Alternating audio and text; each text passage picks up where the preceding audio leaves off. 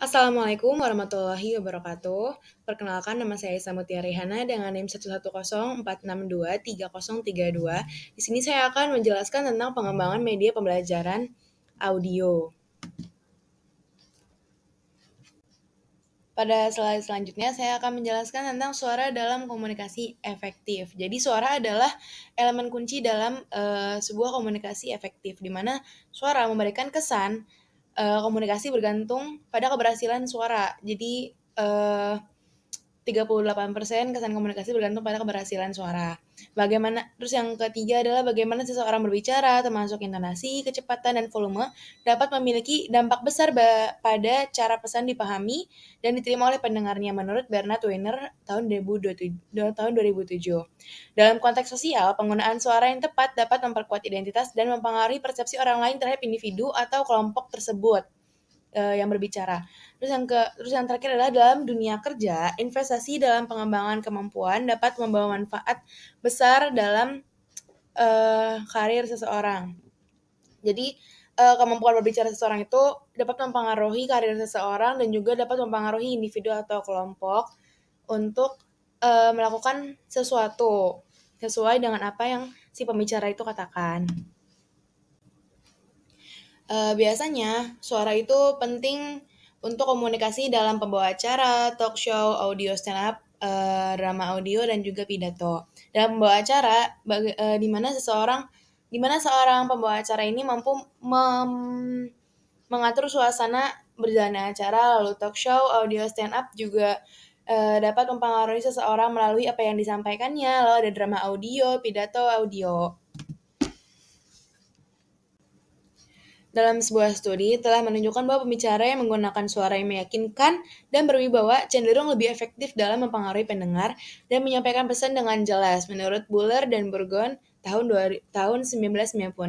Oleh karena itu, pengembangan kemampuan suara yang kaya dan berwibawa sangat membantu seseorang untuk menjadi pembicara yang lebih aktif, efektif, dan juga berpengaruh. Selanjutnya adalah mengapa media audio pembelajaran ini penting untuk diterapkan dalam suasana belajar, yaitu karena media audio pembelajaran itu dapat menciptakan suasana belajar yang inklusif dan aktif. Terus yang kedua adalah meningkatkan efisiensi waktu dalam belajar, karena biasanya orang-orang dalam mendengar audio pembelajaran ini ketika sedang berjalan atau mengerjakan sesuatu. Terus yang ketiga adalah dinamis dan adaptif. Kalau yang terakhir adalah interaktif dan juga kolaboratif.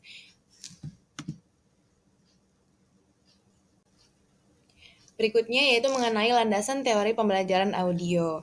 Landasan teori pembelajaran audio memberikan kerangka kerja yang kuat untuk merancang pengalaman pembelajaran yang efektif dan berdaya guna.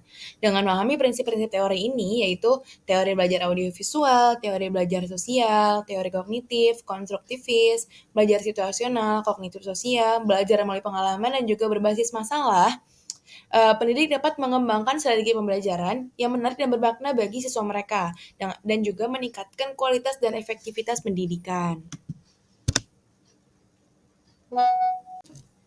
Sebuah penelitian menunjukkan bahwa variasi dan interaksivitas dalam konten audio dapat meningkatkan retensi informasi. Menurut studi oleh Mayer tahun 2009, siswa cenderung lebih mampu mengingat dan memahami materi ketika disajikan dalam format audio yang beragam dan melibatkan interaksi.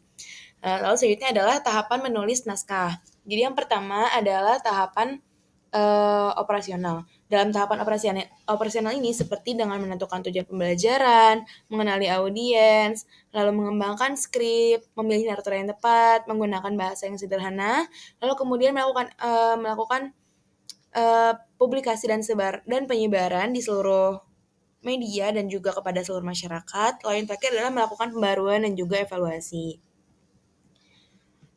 Lalu ada struktur metode siaran, seperti dengan menggunakan narasi yang menarik, menggunakan suara dan intonasi yang ekspresif, memperhatikan durasi, dan menyediakan kesempatan bagi pendengar untuk berinteraksi pada pembicara dan juga kelompok yang lain.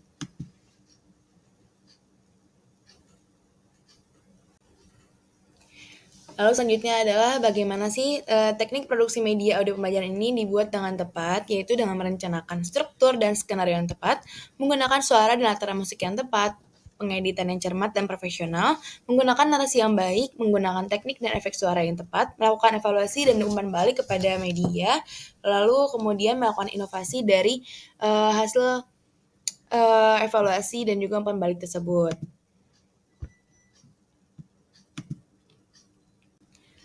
Lalu pada slide terakhir adalah penerapan dalam pendidikan masyarakat. Jadi penerapan media audio pembelajaran ini dalam pendidikan masyarakat telah menjadi pendorong utama dalam memperluas akses dan peningkatan kualitas pembelajaran bagi berbagai kelompok masyarakat karena memiliki sifat-sifat yang sederhana yaitu seperti fleksibel, adaptabilitasnya tinggi dan juga lain-lain yang dapat memudahkan akses media audio pembelajaran ini. Penggunaan media audio pembelajaran memungkinkan penyampaian informasi yang lebih mudah dipahami dan dapat diakses oleh berbagai lapisan masyarakat, terutama bagi mereka yang memiliki keterbatasan dalam literasi.